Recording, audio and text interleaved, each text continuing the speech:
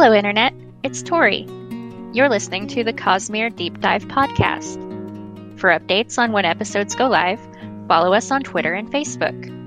To join the discussion, visit our Patreon page at patreon.com/CosmereCast, where you'll find an invitation to our Discord server. Thank you for listening, and please enjoy the show. Hello, and welcome to the Cosmere Deep Dive podcast. I'm your host, Mike. Joining me this week are Craig. Hi. Try that again. You did not come through well. Hi. Dave. Hi. And Tori. Hello, Internet. Sigh. We start every week with good thing. Craig, what's your good thing? Apparently, Mike doesn't appreciate our opening this week. Alright, so this week, my good thing, I think, we're going to do a shout out. We're going to do two. We'll do two things. Two quick things. One will be the one that Mike referenced last week, which is Subnautica Below Zero. I have beaten it. It's pretty good. It is smaller than the original game. I highly recommend the first game, but Below Zero is actually pretty good. They sort of like streamlined and fixed a few things. It is a sequel. It is not an expansion pack. Completely different area, but it has a bigger emphasis on the story, which is good for some people. I wasn't as scared playing this game compared to the first game. Maybe that's just because I'm used to Subnautica and I don't really get scared anymore. I do remember playing the early access when they were like working on areas. You go to like an area that they haven't really developed yet, and it's just dark and ominous, and that's scary. There's none of that in the finished game because it's all like, finished and they have stuff to do. They put a little bit more emphasis on land. Like there's stuff to do on land. There's like icebergs and stuff that you can explore if you wish. But they did some really cool things with the artwork and things like that. It's pretty good. It took me about, I don't know, maybe 15 or so hours to complete. I sort of beeline the final couple hours. Like I was ready to change up games just because I take a long time. That's just what I do. Nothing negative about the game itself. It's just that after a couple weeks, I just want to move on and play something else. So I did want to finish the story though, so I sort of beeline that.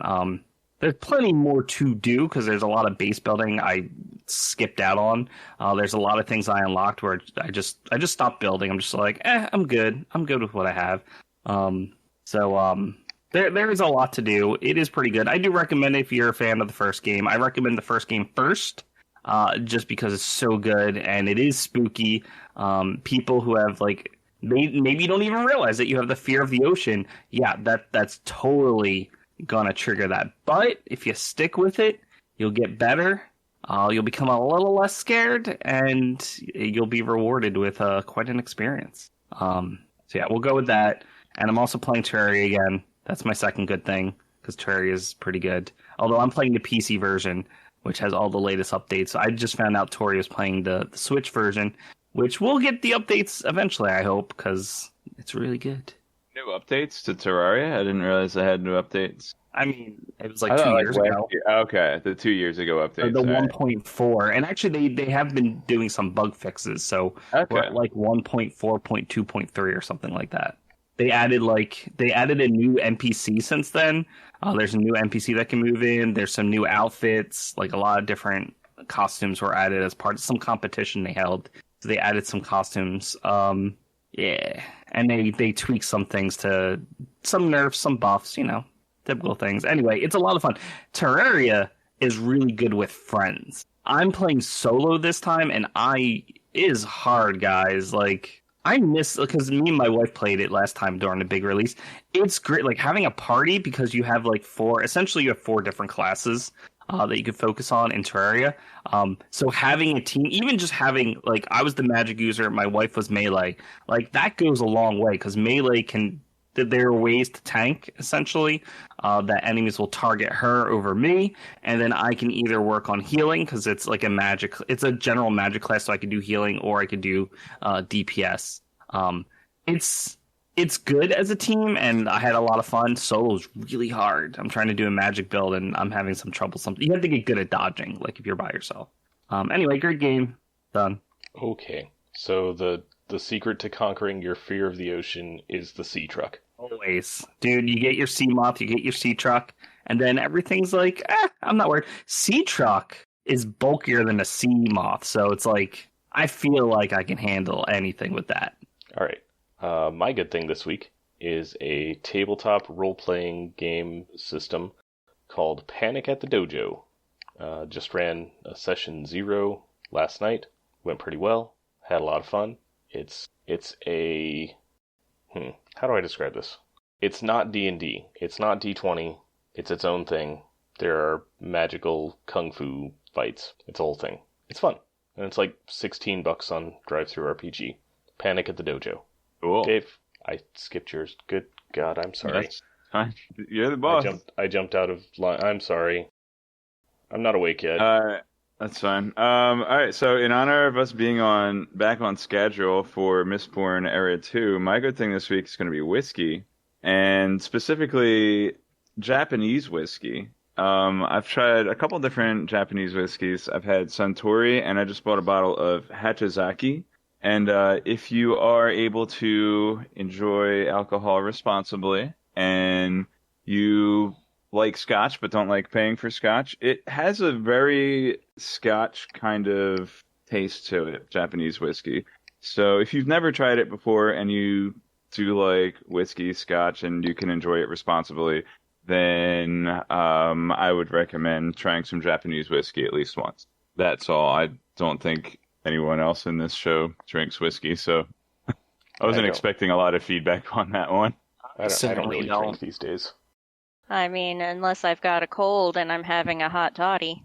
So Tori, what's your good thing? So I've got 2 this week. I've told you guys before about Ursula Vernon, an author I enjoy, who also writes under the name T. Kingfisher. And I told you about her horror novel, The Twisted Ones. Well, she's got another one. It's called The Hollow Places. And I'm telling you guys about it because today on Audible, it's only $5.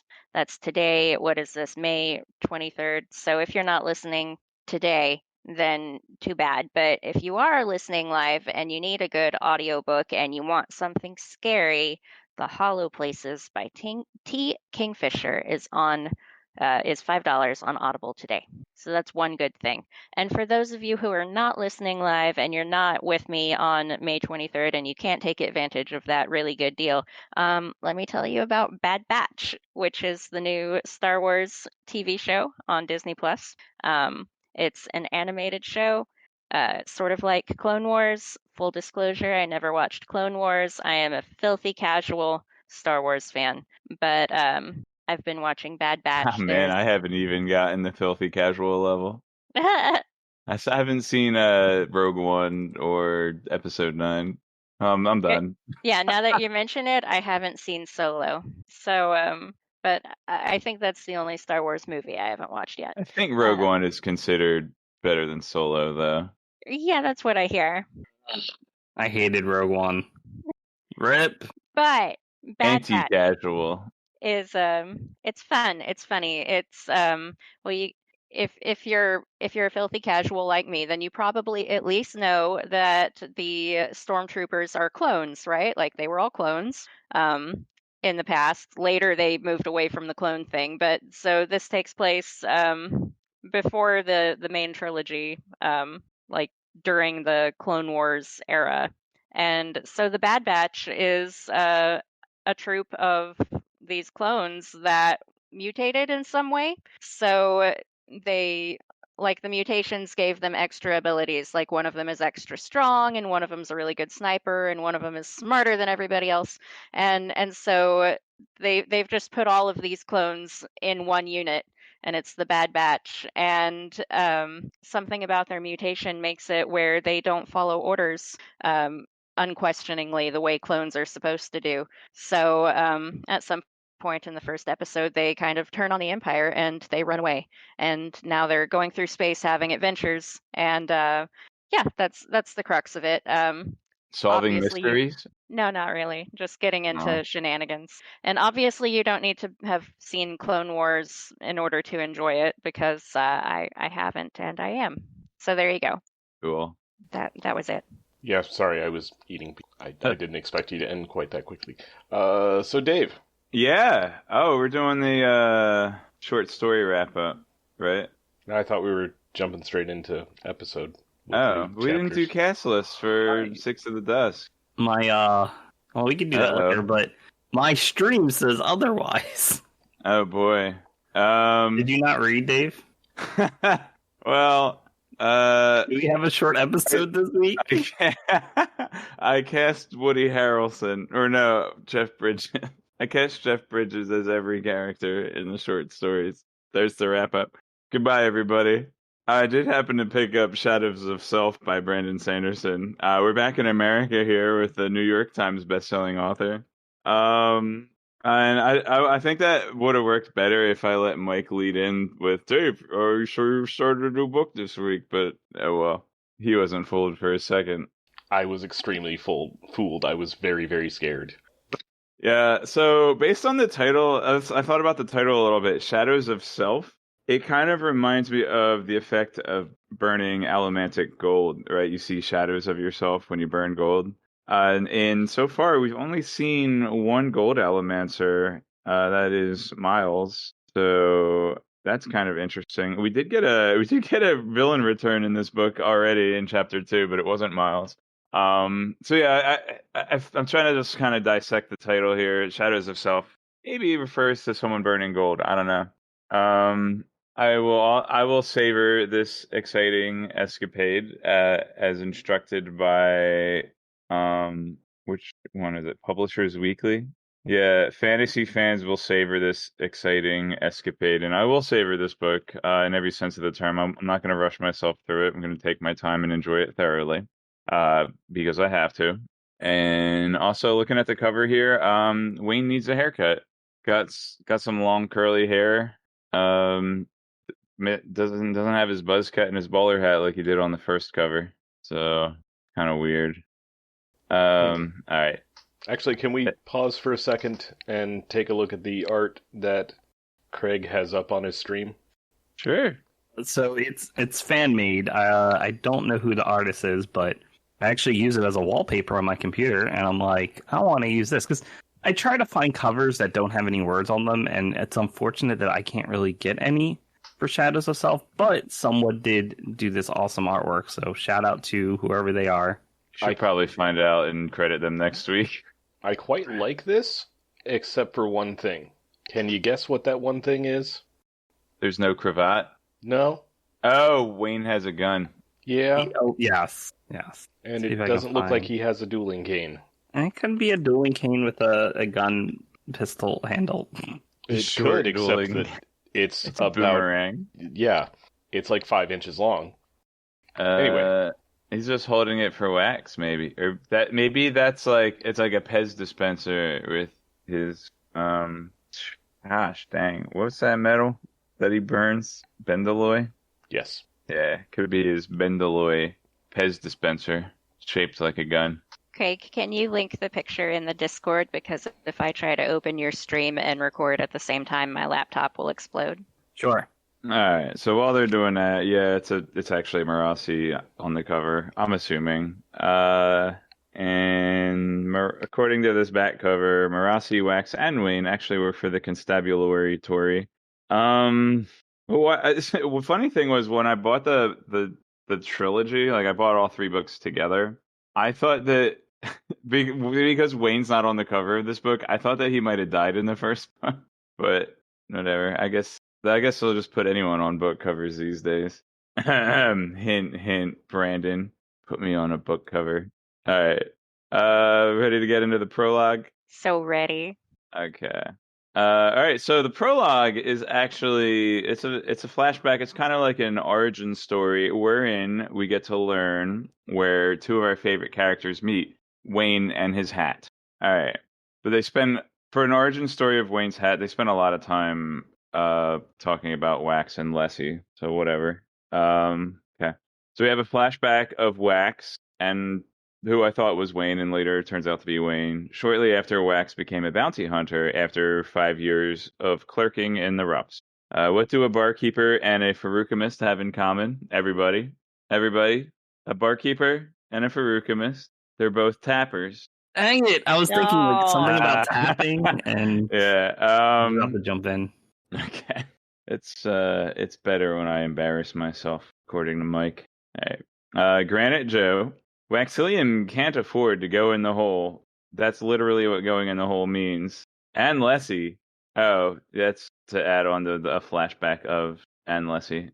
It's a trap, which means the cravat is working. Wax shoots a pianoforte and produces 3 discordant notes. Lessie says, Can we stop talking about when I was a dancing girl? Wayne, get the horse. Looks like I'm gonna have to jump. How, Joe? Lessie starts to shoot one guy, but then shoots the other guy. Wax intends to change things out here in the roughs, and Lessie is sure that Wax will teach a lesson to all the evil pianos out there. Looking at you, Mario 64. Looking at you. There's an evil piano in the world. It is in Big Boo's haunt.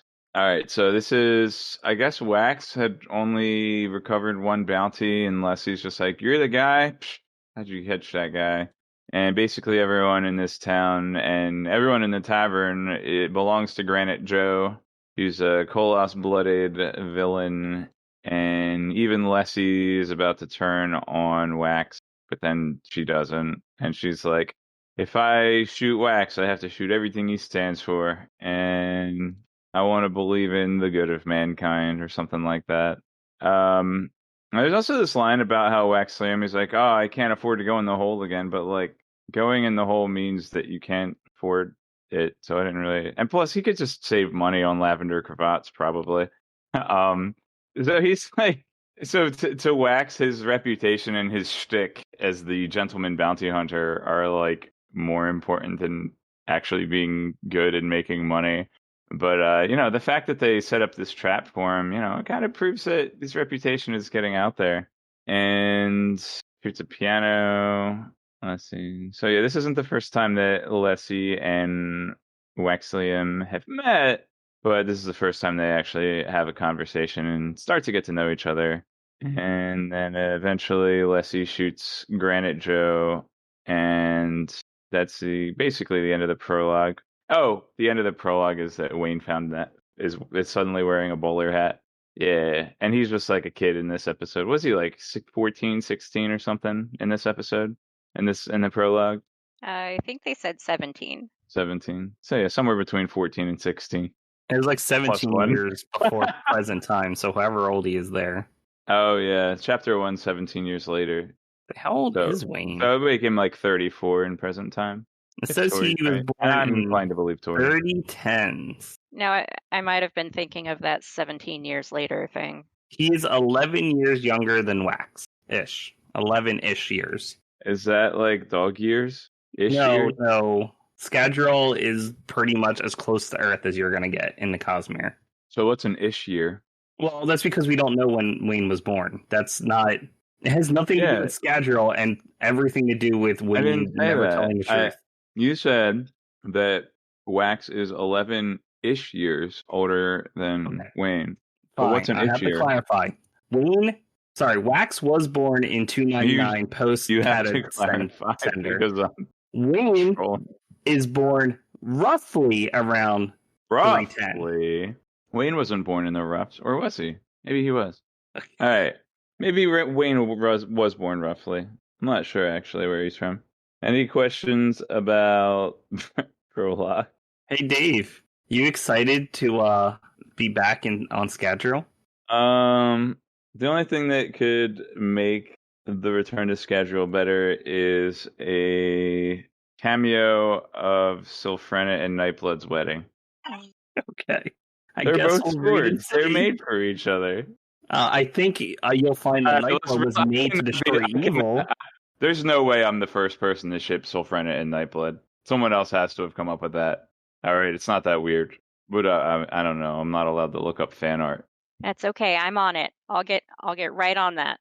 If not, then part 1, chapter 1, 17 years later. But why not 16? 16 is the number of preservation. I think there's a little missed opportunity here. Missed opportunity. We're not making that missed joke again. I am, and you can't stop me. I can mute you. It'll still show up in the recording. You're not my real dad. Alright, 17 years later. What kind of name is Winsting? So it's like every name is almost like a real name. They're really close. Like Winsting almost sounds like Winston. Waxilium almost sounds like William. And then we get Ed Warren Ladrian. It almost sounds like Edward. But like every name's basically just a real name minus one letter in this era. Ed Warren. You gotta make it more French. Ed Warren instead of Edward. They don't have any. I guess there is no D in France. Alright. Winsting is a zinc boy. Edward and Ladrian. Flog sure dresses like Wayne. He's got the duster and then the Ruff's hat. I don't know if we'll ever see this guy again. I don't know. Bribery and shooting and I was supposed to sing this line. Alright, and then Winsting is loses stung. Alright, I'll sing it.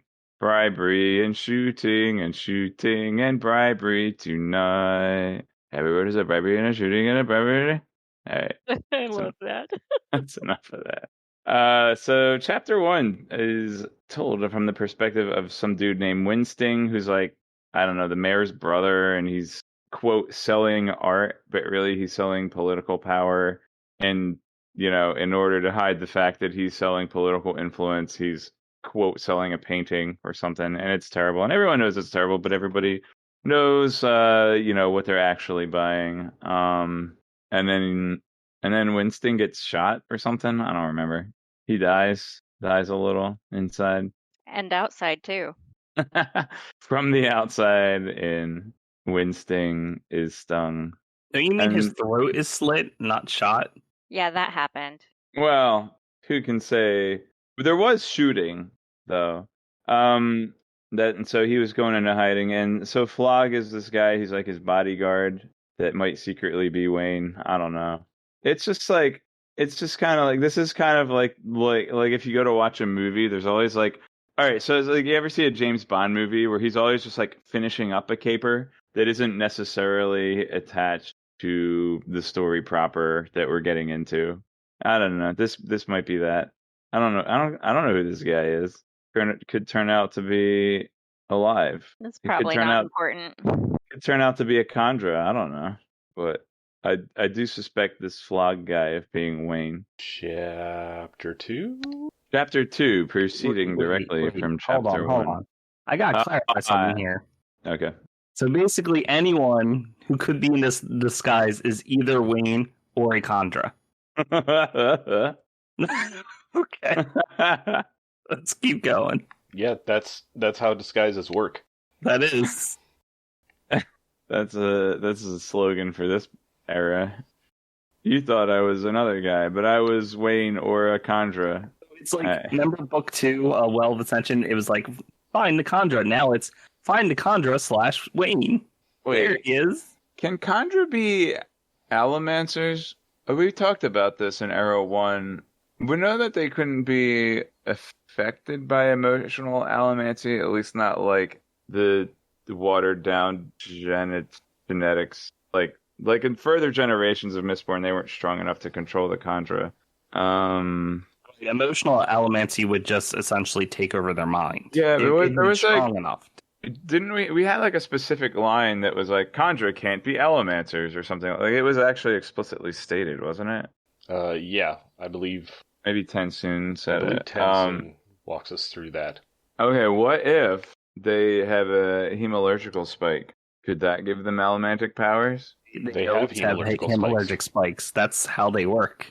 Yeah, but they can have more than 2 or 4 or whatever. They have the 2 that make them a Kandra plus the 2 of the specific blessing they're supposed to have. Is that or something like that? No, they only have 2. Does Koloss have 4? I thought Koloss have 5. I thought. Or is it 4 and you're spiking the human? No, I think it's 5. I can't remember. I won't spike human. He's my favorite Koloss. Is it 5? Whatever. He's already spiked. Okay. Wait. What didn't TenSoon like leave spikes like and hide them in a little alcove somewhere? Yeah, Were those like additional spikes? So he had extras. Well, I guess he had extras from Ursula. Yeah. And he hid those somewhere? Okay. They were like the Blessing of Might or whatever. Like the Paladin spell. Yeah. Yeah, the Conjure Yeah. spikes give them sentience, but also give them one of, I think, 4 different blessings. And Correct. when he killed the other guy, he kept those spikes, and then he had an extra blessing. So did Tensoon have 4 spikes simultaneously, or did he swap them out? And like Tensoon, if I recall, they took his spikes away when they imprisoned him, so he still has like his consciousness as a Mistwraith, right? No. Or did he not? Or did Mistwraith- So they- he like hid them outside before he went into the Condor homeland. The Okay. extra ones. Okay, so while Tensoon was pretending to be Ulsu, I believe he was using all 4 spikes at once. Uh-huh. And then on his return to the Condor homeland, he hid the other 2 spikes. Okay. But When he had kept- the Blessing of Might from Orsura, that helped him play Sonic and Tails with Vin. Yes. Mm-hmm. And then, Because yeah, he needs his own spikes, 'cause that's who he is. But he got the extra might to. We're getting into do- some existential keep up with stuff. Vin. Like, is the Kandra the Mistwraith, or is the Kandra the Spikes? Is this some deep existential? the Condor Very is cool. the Mistwraith. Do The you actually want to know? Because I could give you an answer if Mike lets me. But I thought when Tensoon was in prison, didn't they take his spikes away and he was just basically a blob? Or did No, he have they his took his spikes and was skeleton away. forbidden? Yeah, they took his bones away. Yeah, they didn't take his spikes. Oh, that's right. They had bones. I forgot all about the bones. Because if you remember, the resolution or whatever it's called is removing Yeah, their they- spikes, which essentially kills them. Yeah, the unplugginating. Yeah. Yeah. So the Okay. spikes essentially staple their soul to their physical self. Like it basically ties everything together. Otherwise, it's just a Mistwraith. That's just a blob. That's So, wait, are Mistwraiths like of the spiritual realm, and then like the spikes give them physical realm attitude? Mistwraiths are physical bodies of the what's the race called, guys? Contra? No, the race of Oh, terrorists. Carrots. yeah. So they were the Yeah, they're terrorists. terrorists. Well, the first generation. Right, but it's their bodies that they had their cognitive and spiritual selves removed, so it's just this mass, this physical body that has nothing attached to it, and the spikes allow the spiritual and cognitive to tie into back to the physical bodies that they have. So But the Mistwraiths but are who's just spiritual- a body with no mind or soul. Whose cognitive and spiritual selves are they? Do they get their own back, or do they get whoever got spiked? Do they get I their? think that's a good question because we don't know. We know that the original first generation, it's definitely the Terra Stewards. Like they actually had memories of the Lord Ruler before he was Lord Ruler, which I'm forgetting Yeah. his name as well. Rayshek? Yeah, that's the one. So they have memories of. So they are definitely the same one. We don't know about the future generations though. We don't know if they're like a new soul or what. Okay. It's weird. Did they procreate and make new generations, or did like Rayshek just create like new Mistwraiths out of nothing? No, the I don't remember. Mistwraiths became a species and could procreate on their own, and then And the the ones that generations are had- basically we have permission to get more spikes or something for new generations. Okay. Yeah. Well, that's a lot of talking about Mistwraiths for 2 chapters of a book that may or may not contain any Mistwraiths. So let's go ahead and get into chapter 2 here. All right, so we start off with a history book. Says hemalurgy is good now. Renette probably won't try to shoot Wax at his wedding, which is more than can be said for most of his family. Steris is trying to sabotage her own wedding for funsies. Wax's exploits are a matter of public record, and he has nobody to blame but himself and his cravat. Douglas Venture. Wayne doesn't trust the butler. Gee, I wonder why. Rossi drives the conversation and suspects Wax of making a horrible life decision. Marx is a regular child murdering Robin Hood. As I recall, Bloody Tan was not the man who killed Lessie. Bloody Mark. So we got a caper. So it starts off with Wax. He's reading this book, which I guess is kind of like the Bible sort of for his religion. He's a pathetic, right? It's a Pathian. Pathian, right?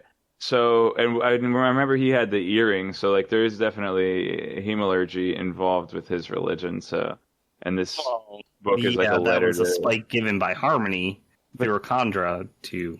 Yeah, but this is like but this text that he's reading is like a letter to Sazed about how like, hey, we can do good with hemalurgy, right, Sazed? Because you're like Harmony, you're like ruin and preservation. About Pathian.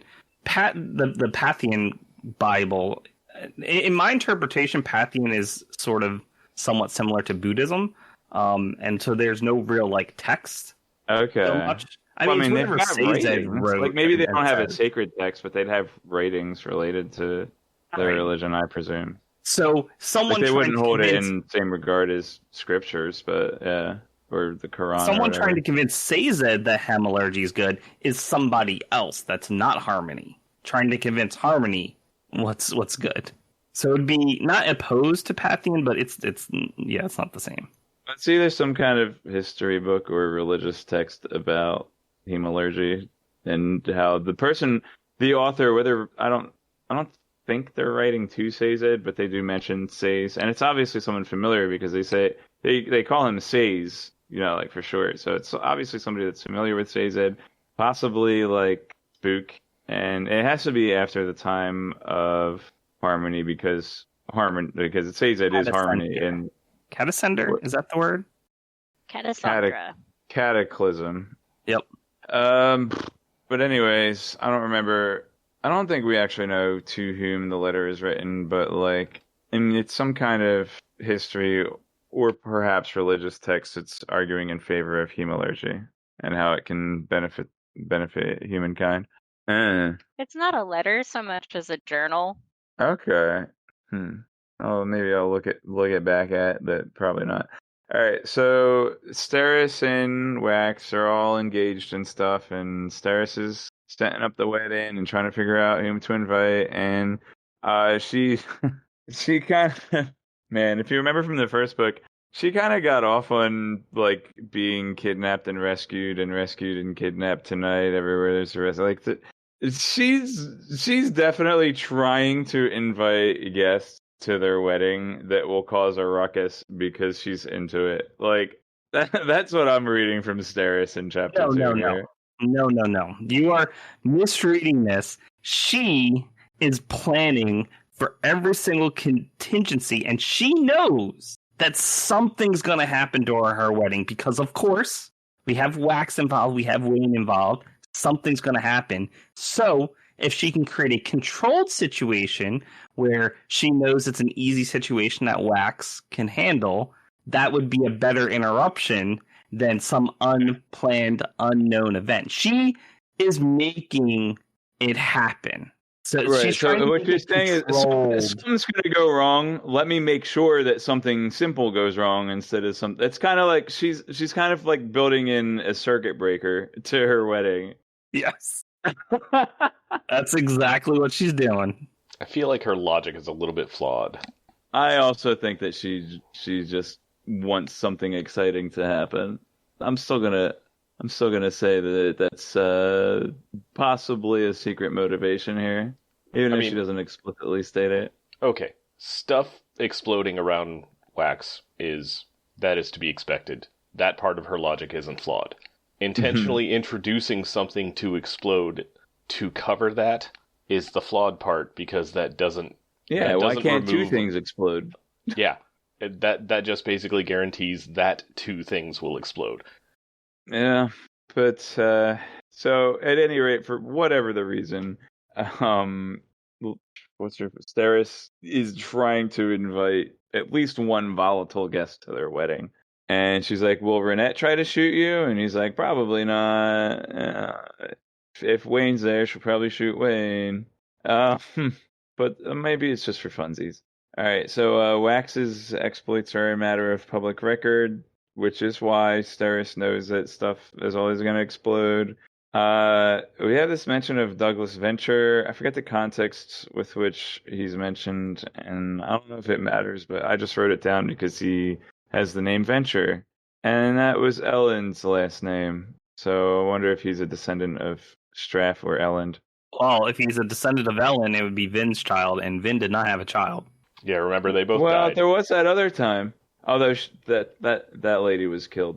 So yeah, okay. True. That is true. Straff did make That's him. true. It would not so. be Ellen's descendant. That's correct.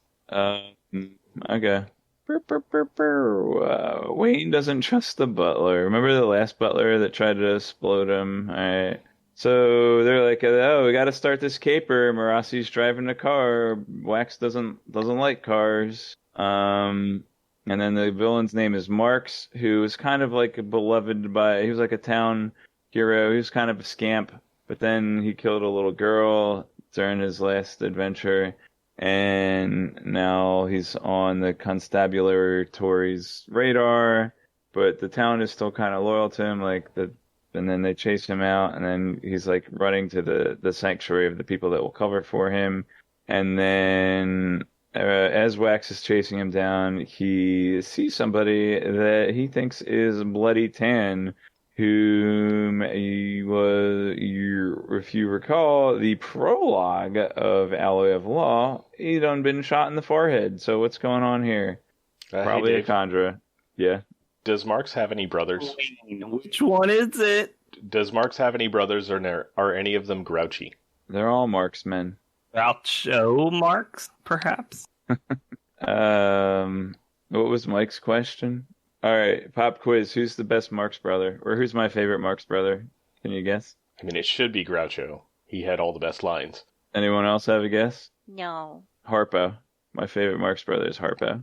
So, like, you'd think I would like Groucho Marx because I'm all about, like, the fast-paced wit and all. So, like, I get it, like, and Groucho Marx is definitely, like, a comedic hero of mine because of his wordplay, but there's just something about Harpo Marx who he kind of takes... He takes slapstick to, like, a really cerebral level, and you're just like, it's not just like silly and stuff, but like the physical comedy employed by Harpo Marx is just like, it really makes you think. It's kind of weird to say that, but like it's a physical comedy that makes you think, and it's just like it's not just funny, it's also clever without using a single word, and like I really admire that. As somebody who depends on words, I can really appreciate the humor coming forth from somebody who doesn't use any words. But my second favorite's Groucho. Anyway, anything else happen in this chapter? I think you actually got to the end of it. I got to the end of it, but did I miss anything? I don't know. Probably. We'll sure talk about it in spoiler time. Oh boy. Goodbye then. So long, farewell, auf Wiedersehen. And thanks And for thanks listening. for all the fish. Dave's gone. Play the thing. This concludes the spoiler-free section of our podcast. If you are, as I am, reading along for the first time, we recommend that you stop listening now, as the following will contain spoilers for not only this book, but for other Cosmere books as well. There may also be general spoilers from any other source material. Spoilers begin now. All right. Craig, you wanted to gush about Steris as soon as we kick Dave off. Spoilers? Only people who are part of our Discord know about that. And hey, if you want to be part of the Discord, you can find our Patreon at patreon.com/CosmereCast, and there will be a link to the Discord there. So come join us, chat about things, and you can see what will be spoiled in the spoiler section. Okay. And you can Yes. also give us money, which we You could. appreciate. Okay. So right here, chapter 2, for me, was the moment Steris started becoming one of my favorites. Right here is where you see, like, doing a reread of Alloy of Law, like, you can see a little bit of her personality come through, but it's really here where she's planning her wedding and like, okay, we gotta invite some enemies of Wax just to create a situation. Like, this whole thing right here is just so endearing. And it's so typical Steris. Right here is the moment, the beginning Now, Steris didn't fully win me over until she saved from the train, which I think it's this book. It is this book, right? This is where they go off to that other city that's sort of out in the roughs. Either way, honestly don't know. Every time I've read this book, I immediately jump to the next one, and they're the same. Like, it's all one. It's like Wall of Ascension for me. Wall of Ascension, Hero of Ages. Well, yeah, so right here, Steris is so good. Like, there's so many good things about Steris that are super well done. Like, she's definitely a part of the group, and that is revealed later on, where she tries to, like, sacrifice herself, so to speak, or at least put herself up as a hostage. And it's sort of like, no, you have qualities that the group needs. We need someone. We need ops. We need someone who can handle all the different details of a mission so that way it goes seamlessly. If you just leave it up to Wax and Wayne, they're going to go in guns blazing, and there's going to be a lot of destruction. Steris is the planner. She is the ops in the background. We need her, and she should be protected at all costs. But she's so endearing. And as was mentioned in the Discord, she actually is on the autism spectrum. And from what I've heard from not only in our Discord, but from others on Reddit, she's actually a very good representation of someone who happens to be on the spectrum. So shout outs to that, to having that kind of representation, because we need a variety of characters. And it's good to have that. So well done. But yeah, I think she's perfect for Wax, by the way. Like, I ship those two forever. Forget Marasi. Like, no. She has her own thing going on. She's not good for Wax. Steris is good for Wax. Poor Marasi. We need someone stable.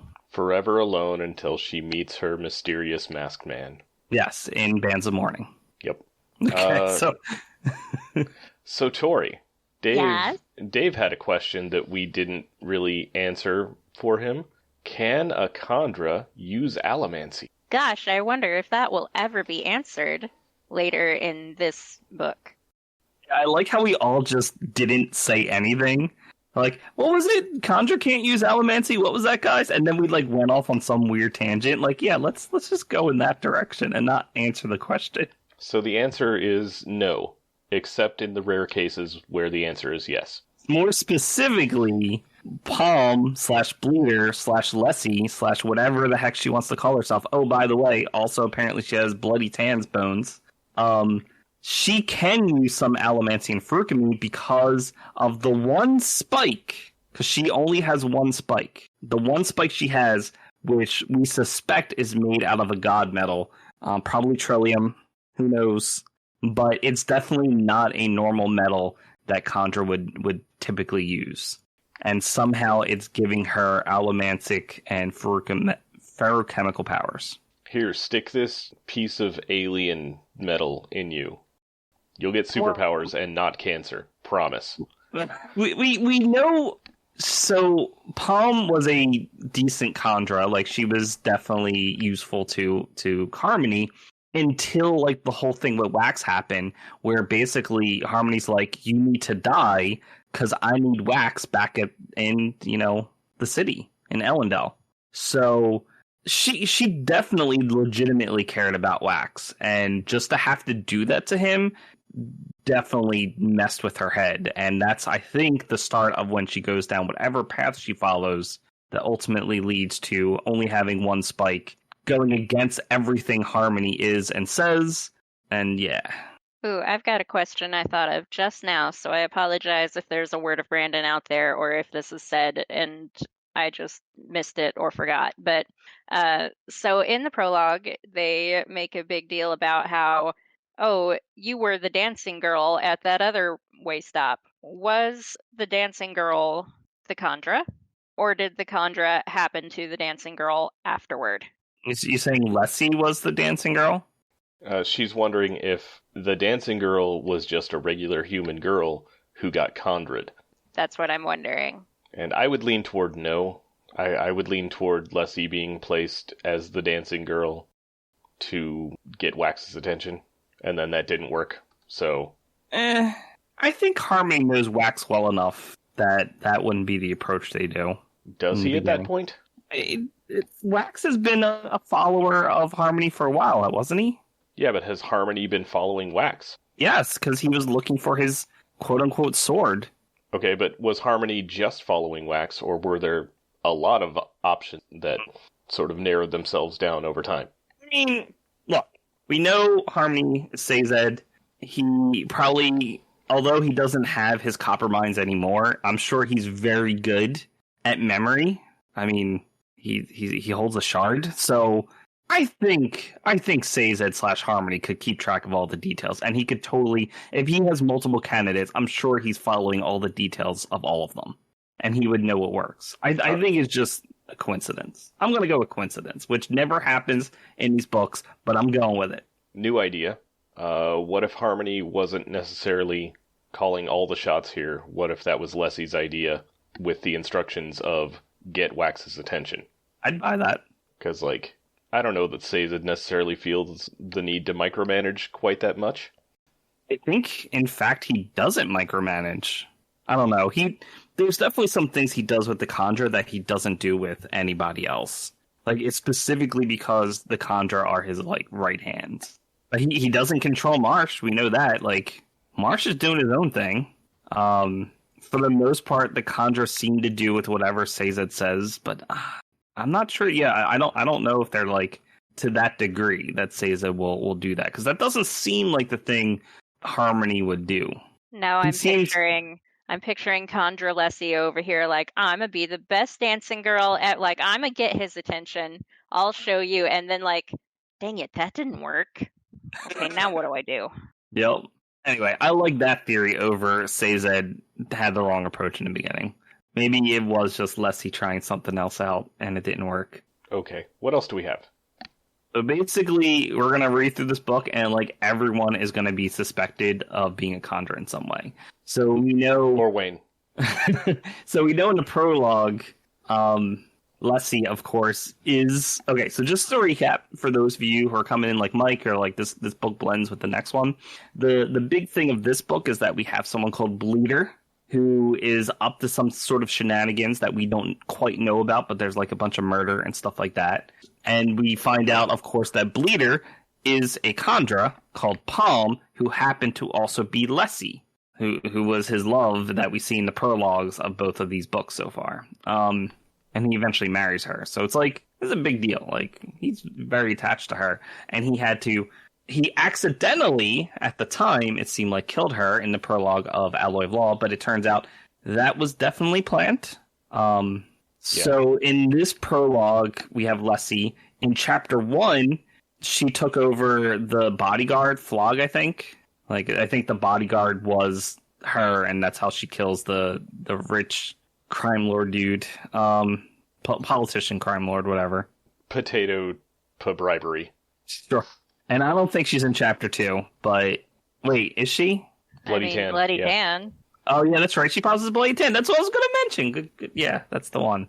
She has Bloody Tan's bones. And I think someone in our Discord mentioned a theory that maybe Bloody Tan, like in the prologue of Alloy of Law, maybe she already had Bloody Tan's bones and was controlling both herself and Bloody Tan. So, because it looked like he moved her to be in the position of the bullet, so maybe she was already controlling his bones, but I don't know. He's later executed, so I'm not quite sure if that would work. I mean, I think it's just a simpler explanation that she moved herself in the path of the bullet. Yeah, but somehow she still has his bones, so that's weird. I mean, shovels aren't expensive, dude. You don't think he would just be thrown in the mass grave? He was a criminal. Okay, shovels aren't expensive. It's been And been now over a I'm decade. picturing all of this trial and error. Like, was it these bones? No. Let's try the next set. Hey, I gotta get this straight so I could be a cameo in one little section and mess with Wax's head. If there is one skill set that I'm absolutely certain that all Kandra have, it's assembling a proper skeleton out of bones. Like, they can look at a set of bones and they're like Legos, and they're like, I know how this goes together. Yeah. Yeah. Like, separating out, oh yeah, these all belong to this one set. I can tell because of the pixels. You know what? So, I can't say his name. Hemijah? Hamiya? Do we make that a Y or is it a J? I don't know anymore. But he says there's a Kandra in charge of keeping track of their bone storage. You know what? It's totally possible that Kandra just get bones from like executed criminals and other things, because why not? It's like free bones, and they don't typically kill people anymore for their bones, because that's not what Harmony would do. But you still need access to bodies and stuff. They weren't killing people for their bones before. That was a rule. That's true. The person who bought the contract has to supply the bones, but still. The point is that I don't think we're out murdering people to get bones to give to Kandra. I think they can just use bones that are given to them. Shovels are not expensive, man. I'm saying. Okay, sure. And, I mean, wouldn't a Kandra just keep a shovel in them just to have? We'll ask Milan about that. And now I'm picturing, because my imagination is apparently very active today, now I'm picturing a bunch of Kandra oohing and awing over some new set of bones, like they're collecting stamps or Pokemon cards or something. Like, guys, guess who I just got? Oh my god! So hold on, Tori. Going along with that, is there a big like underground trade, like black market for bones? Like, I have this set. He was a constable back in the day. I want your surgeon. I will trade you that constable for this corrupt politician. What do you think? I think that Kandra, if they ever made it to Earth, would be paleontologists. Would Kandra be dinosaurs? I mean, eventually. But first they have to be paleontologists. Yes. That's right. Lick the bone. They'll dig up a set of bones like, all right, let's see what this used to look like. And they'd put it together, and it would have no hair, but hey. Unbeknownst to us, the Kandra are already on Earth, and they're those people that reconstruct the dead from the skulls, Oh, how did you do that with all the clay and the digital art? And it's like, yeah, it was totally from clay, and that's how I did it. Okay, new headcanon, the show Bones, every character in that is a Kandra. And it's in the Cosmere. Yes. Hey, quick question. What's Kelsier up to right about now? He's ruling the Ghost Bloods. Okay. Where do you suspect that he is right about now? I have an idea, but I'm curious to hear. So, we know that the events of Stormlight Archives that we've read so far happen much earlier than what we're reading in the book. There has been 300 years since the whole big Mistborn Era 1 until now, roughly 300 years. We have an idea of what Kelsier did for like the first, 10, 20 years, because he was busy helping the South Pole Scadrians. Well, first he haunted Spook, and then Spook got him a body. Yep. Not 100% clear on the specifics there, but it involved stabbing the body with a spike through the eye. They were trying different things out, see what would stick. And apparently that was the thing that allowed him to staple a cognitive shadow to a corpse. More than likely, I mean, the cognitive and the physical are sort of close together in terms of the realms. That I think it's a literal stapling. Like Kelsier stood next to or on top of the body that they were using with a spike, and like, let's see if we can staple myself to this body. That's exactly what they did. That's kind of how I picture it too.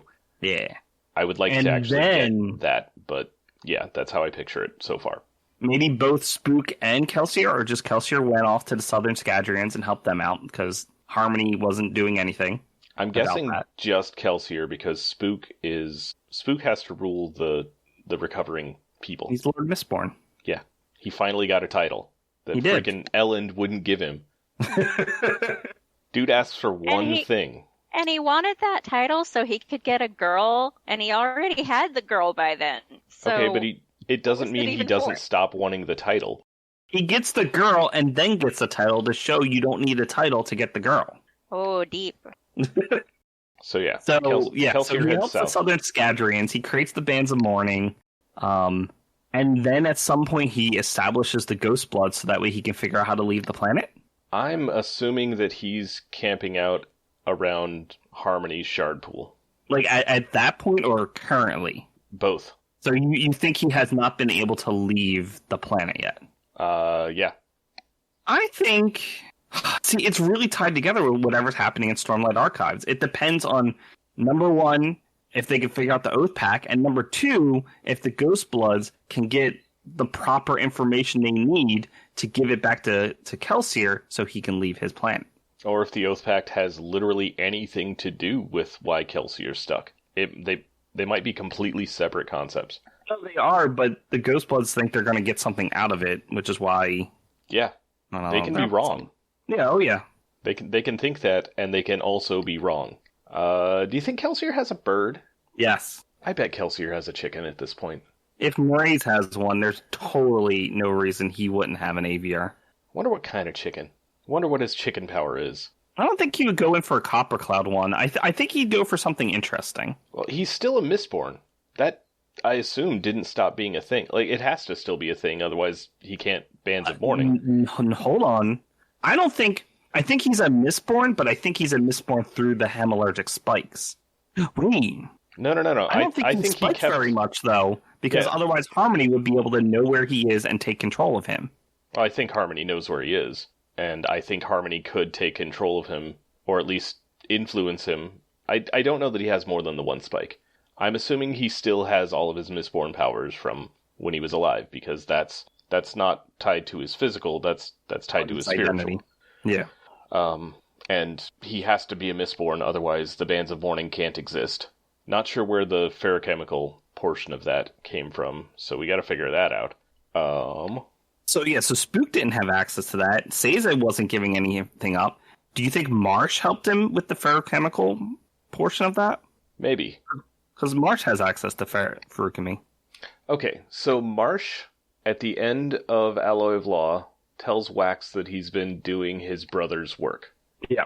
And we know that Wax is primarily Harmony's tool, so are Harmony and Kelsier working together? Because it certainly sounds like at the end of Secret History, they weren't going to work together. Well, Kelsier has the way of the words. He has like an 18 charisma. He could totally convince Sazed to help him out. Okay, so the thing that Sazed wasn't going to help Kelsier with was getting a body. Yes. But once he solved that issue, I don't know that Sazed still has a problem with working with him. That whole sequence bothers me. Why is Sazed not willing to help Kelsier? So the big thing that we have discussed is in any other book series, Kelsier is more of a villain than he is a hero. Oh, super duper. Maybe, Sazed knows that. No, I mean, doesn't know that whole meta concept, but knows that Kelsier's intentions and how he operates is probably more aligned to ruin than it would be to preservation or to harmony. So, knowing what he knows after picking up both shards, he knows Kelsier is going to be difficult to deal with and control. So I'll let him figure things out. I'm not going to help. Counterpoint. Which is still a little weird to me because they're friends. Counterpoint. Post Pits of Hassan, Kelsier was still doing villainous things, but with good intentions. Yes. Which suggests that he had grown as a character. Okay. He suggests that he theoretically could continue to grow as a character and start doing good things with good intentions. Okay. So what if he has? What if post cognitive shadowing he's turned around? Counterpoint to that, Ghostbloods? The Ghostbloods are not up to any good.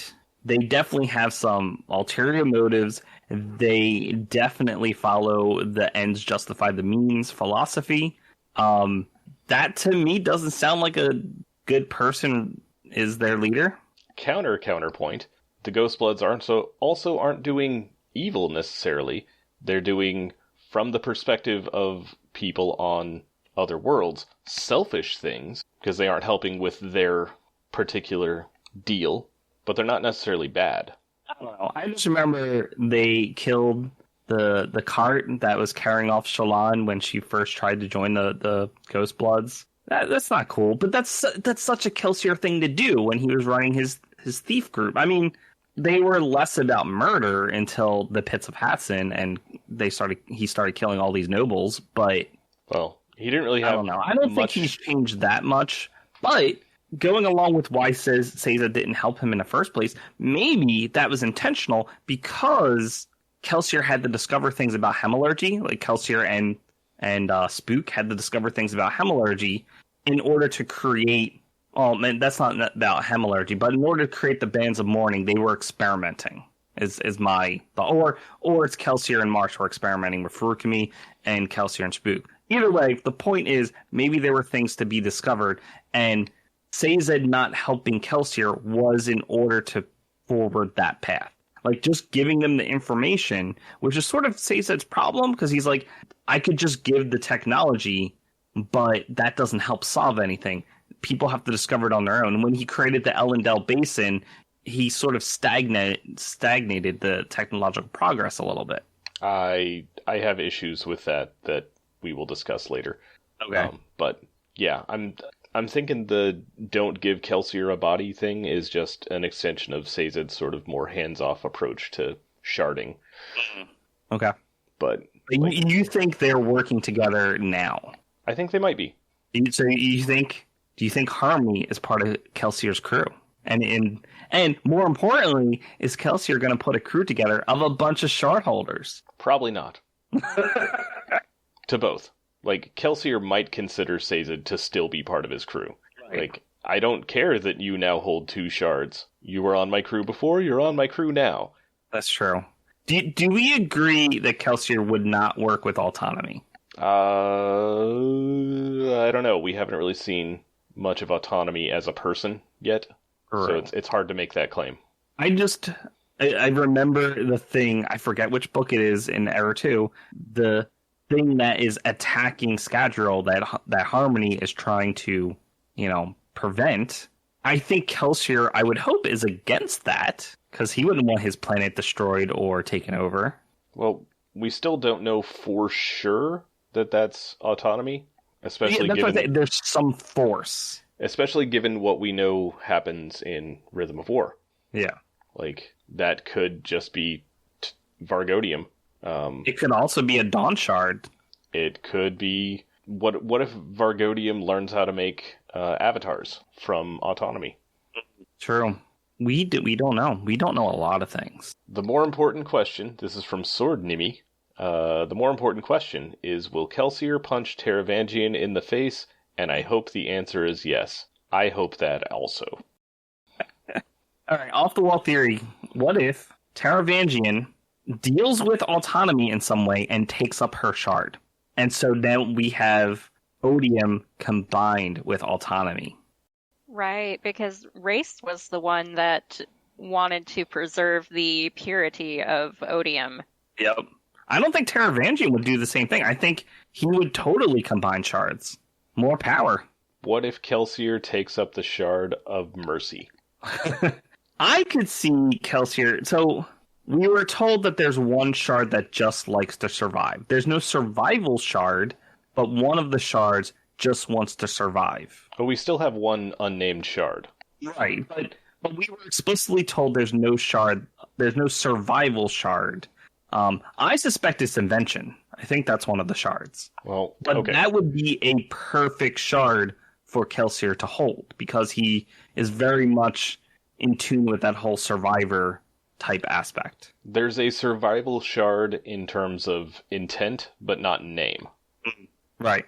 Which, given that the name is generally also the intent, that goes into I've gone cross-eyed. So I'm not convinced that Kelsier would pick up a shard, or if he has access to one after the whole preservation thing. He knows of ways because of there's that whole connection orb that the Irie was using. So he knows a lot of things. I'm not. He's been a shard holder already. I'm changing my tune. Maybe he does pick up a shard eventually. But yeah, I just want to go with what I mentioned before: Odium and Autonomy with a single shard holder. Whatever that combination is, I think yes is incredibly scary, because you'd have someone creating avatars, because it's that whole autonomous principle, but they'd all have Odium as their intent, as it's But like all the questions we've had about like who's attacking Scadrial, or if we look at First of the Sun, it's like who, like the Paji, however we say that, Pachi is an avatar. of something. And it's always like sort of like, oh yeah, that's an avatar of maybe autonomy. Like it's sort of like it's never explicitly said, yes, this is absolutely an avatar of autonomy. It's that this is an avatar, and the only one we know who makes avatars is autonomy. But what if someone else picks up her shard? Or, I mean, there's no reason to think that that's a thing that only autonomy can do. It's just very much her intent. I mean, it's a thing that autonomy has done, we think, but that doesn't mean that nobody else can do it. Like, Sazed probably wouldn't because he's fighting himself and barely has control of what power he has. Right, but what I mean, it's in line with their intent. Now, we could talk about a new shard holder because they're not so beholden to their intents. They have some flexibility. So, yeah, I think Odium, now held by Taravangian, can probably make some avatars because that he knows that's something that people could. Well, once he learns that information, I think that's something he can do. But like someone like Endowment, for example, they've been shard holders for so long that they're basically the intents. So if the intent doesn't line up with making avatars, they're not going to make avatars. Sure, but it doesn't mean they can't. Yeah, it's just that they won't. Or let me restate. It doesn't mean that shard's power isn't capable of doing it. It does mean that they can't because they're so beholden to the intent. Okay. Yeah. Okay, we've gone actually pretty deep here. I like it. This was good. Anything else? Anyone got anything else? Tori? Nope. Craig? Nope. Cool. All right. Let's go ahead and end it here. So, bye everybody. Bye all. Goodbye. This has been the Cosmere Deep Dive Podcast. Follow us on Twitter at CosmereCast or like us on Facebook. Our theme music is Traveling Made-Up Continents by Gillicuddy, used with permission. Hear more from him at the Free Music Archive. Thanks for listening.